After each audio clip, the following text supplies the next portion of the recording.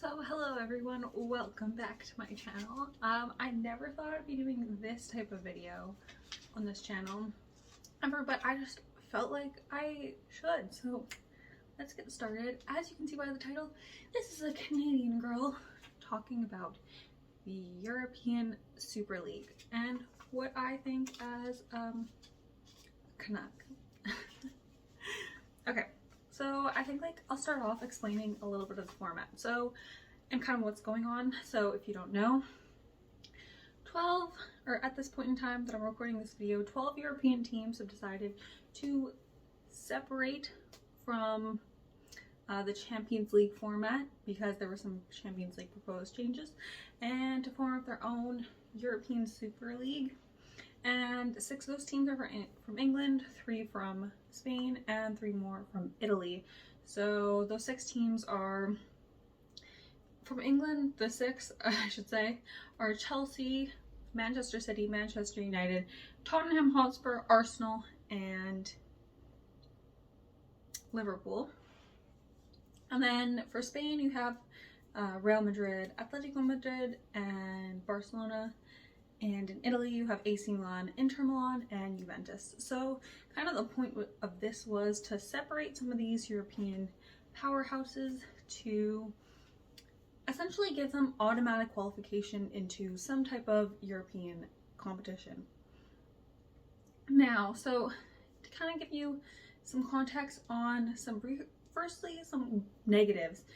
This firstly means that teams do not earn their way into a Champions League. For example, right now I think Arsenal are 9th or 10th in the English Premier League, and in this scenario they wouldn't be qualifying into the Champions League because they are not in a good enough position to qualify, need to be in the top 4 or to win another European competition, whether that be the Europa League or the Champions League. So right now Arsenal wouldn't be able to qualify. I think Tottenham Hotspur are also out of the running, and in England at the moment I believe it's Leicester and West Ham are in the top 4, which would allow them to compete in this league. Now if you kind of in almost a certain way privatize this soccer league, this means that teams that don't really deserve to be there, like Tottenham and Arsenal this season, are automatically entered into the Champions League, this type of Champions League, not actual Champions League. Some of the benefits of Champions League, if you don't know, are income is a huge thing, and for some of these smaller teams that means quite a lot. For some other teams like Manchester City, they're essentially owned by very rich oil nations almost, or in some scenarios kind of like that. So for them probably the financial impacts matter a little bit less. So in England, as you can kind of probably tell, teams like Arsenal and Tottenham, who are not doing very good and in recent years are kind of flippy-floppy. Neither of them have won the league very recently at all. So while they might qualify to the Champions League or they might not, this doesn't give them an incentive to perform in their domestic league. Now on the other hand, some teams in the domestic leagues, maybe more recently Leicester for example, have been firstly performing very well in their domestic league and probably deserve to be there more than Arsenal, because Leicester have been doing significantly better in recent years than Arsenal. And then going forward, maybe some of the other leagues I probably should touch on. So in the Spanish league, the top 3 teams that decided to join the Super League have all been doing rather good in the European competition at this point in time, like the Champions League. Real Madrid left, sorry. So Barcelona and Atletico Madrid have both been eliminated from the competition. However, all 3 teams have been very good in this type of competition, and on top of that, Barcelona and Real Madrid have a real big pull for players in maybe ways that other teams don't. So for example, a lot of players will just want to move there. They see it as their goal.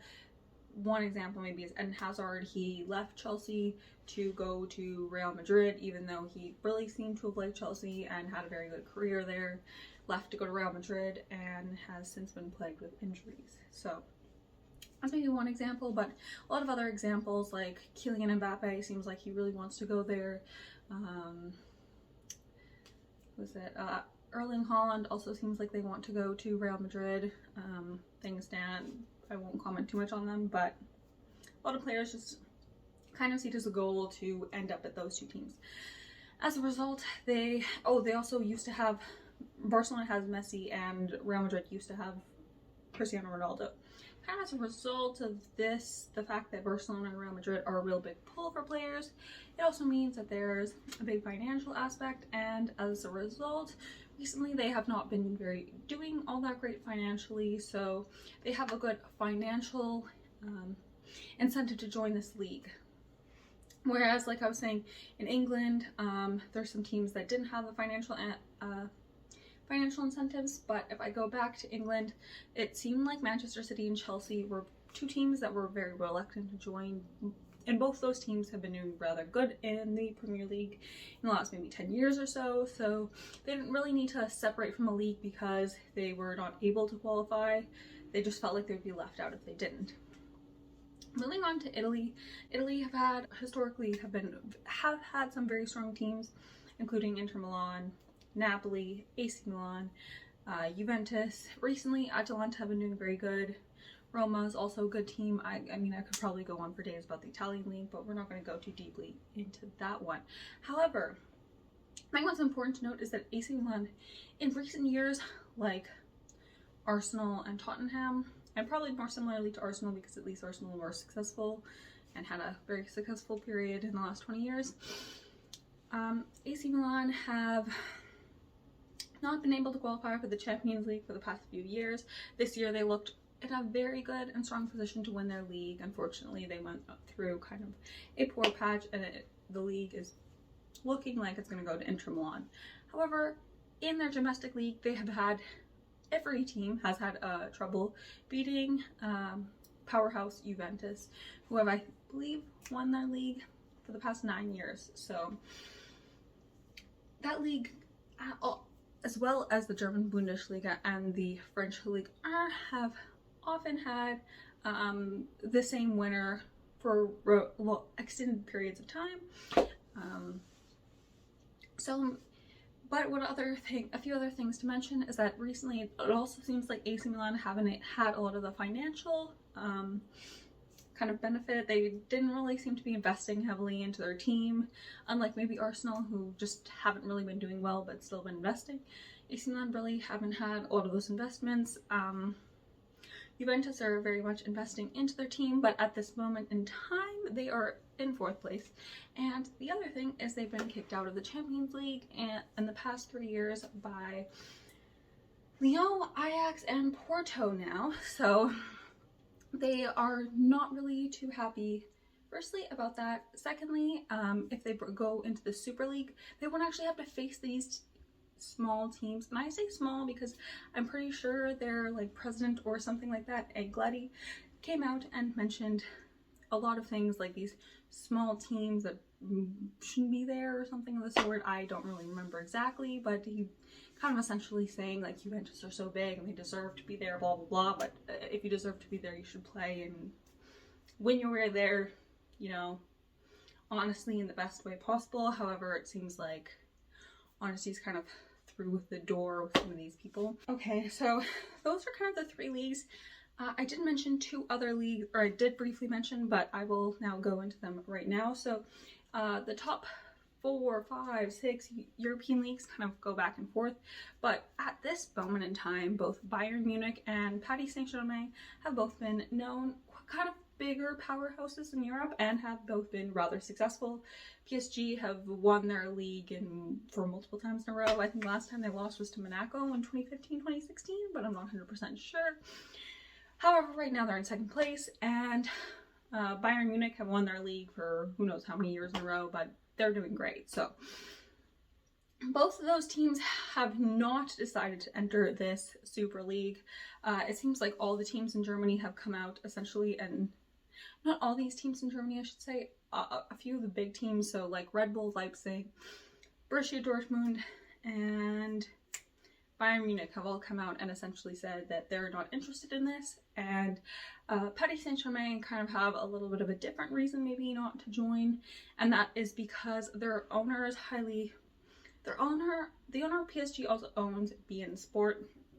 beIN Sport paid for some Champions League, I think, streaming rights, which they would still have to pay without these 12 big teams possibly in the competition. So I will continue with a few other the repercussions. So some of the repercussions that have been talked about and that are rumored, we don't know if they're going to happen. And it honestly, I've seen fans from these teams been a proponent and do believe that these sanctions should be in place. So for example, there's been talks that all teams and all players who are playing in this European Super League will be banned from World Cups and things like the Euro Cup. I don't know, the one where all the European teams play each other, and also be eliminated from the Champions League. Now that repercussion comes into this year, because at this moment in time, the only team that is in the semi-finals that is not a part of the Super League is Paris Saint-Germain. So there's been talks of both Paris Saint-Germain just automatically becoming the winner, and also talks of bringing the teams that don't want to go into the Super League back into the competition, things like Porto, Borussia Dortmund, and Atalanta. So kind of some talks with that there. Okay, so now that I kind of did a brief description of what the Super League does, I'll kind of talk about what some of the fans think. So like I was mentioning earlier, there's a lot of fans that do believe that there needs to be justice done to these teams that want to break away. For example, tomorrow morning, I believe it's tomorrow morning, I can't even keep up with all this news, there's 14 Premier League teams that are going to have a meeting. So all these big six that want to break away will not be included in this meeting, and there's potential talks of just completely eliminating them from the Premier League as a result, and then I guess the remaining teams will still play, which would put Leicester City, I think, in first place. But there's a lot of even more complex things of like, if these 6 teams leave, do we give everyone automatically 3 points? Kind of what happens, or do we just leave things as they are and go on? No one really knows. Then a lot of fans have been pretty upset about this, and there was a Liverpool and Leeds game on today, and the Liverpool fans came pretty upset, brought banners to the stadium. A few other coaches have had press conferences, including Thomas Tuchel, who didn't seem too happy about it, but it really seemed like he was restrained to talk. Essentially what we know from the players and the manager's perspective is didn't really seem like anyone kind of found out until yesterday. And okay, I probably should say it's Monday, April 19th now. So if yesterday was Sunday, they kind of found out the day before all this was released, or wait, it was released on Sunday. So I guess everyone found out at the same time. I don't even know. This is just some complete disaster. So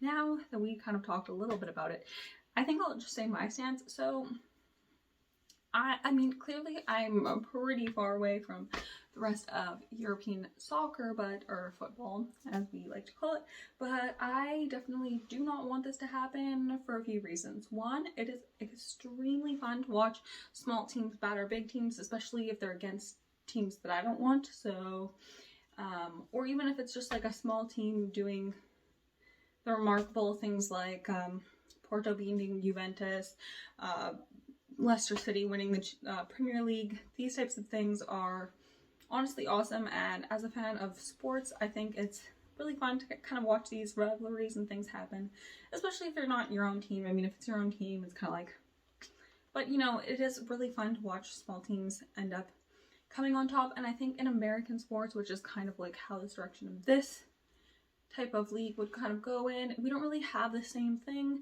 because, oh, I should mention, because there's no like relegation / promotion in American sports, teams have sometimes incentives to do badly in sports. For example, the 76ers?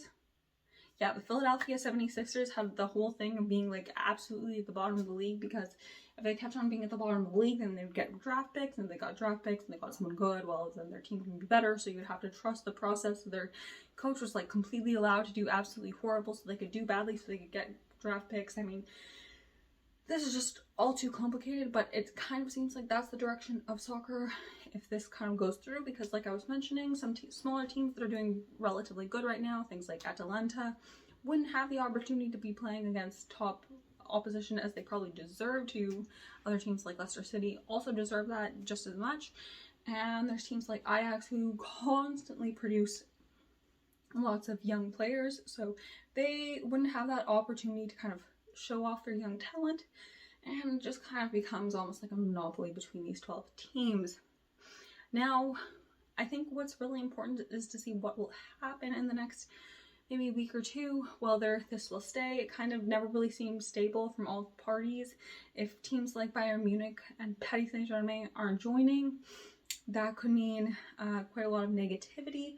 Not necessarily negativity, but if I was a team joining, I want to play against the best, and at this point in time, those are some of the better teams in this competition, and I definitely do not see Arsenal or Tottenham being included, and maybe even, you could probably even say AC Milan, because frankly, until maybe somewhat recently, they haven't been able to even compete for the title in their own country. So if they can't even compete in their own country, why do they deserve to compete against kind of everyone else? So that's essentially my stance. I definitely do not like it, and I think as a soccer fan, I definitely have pure joy coming to watching my team on TV every week, and I definitely don't want to see it kind of get boring. And that's kind of the problem with American sports. Sometimes you end up playing these big games too often and it doesn't get exciting. For example, Paris Saint-Germain will only play Barcelona maximum 2 times in a year. And whether my heart's going to be broken or not, we'll find out. But do I have to deal with that guaranteed on a yearly basis? No, I don't want to. That plus Real Madrid plus Bayern Munich plus... No. It's too much. Too much heartbreak. Just let us play our league and win that. I think that's about all I have to say about this. And also, even though I'm not from there, I definitely dream of going to watch Chelsea, Paris Saint-Germain, etc. against local opposition, as well as the Champions League as I know it today. I don't want it to change, but sometimes things need to change for the better, but I don't think that this is one of those things. So, if you watched this video and you enjoyed it, thanks so much for watching. See you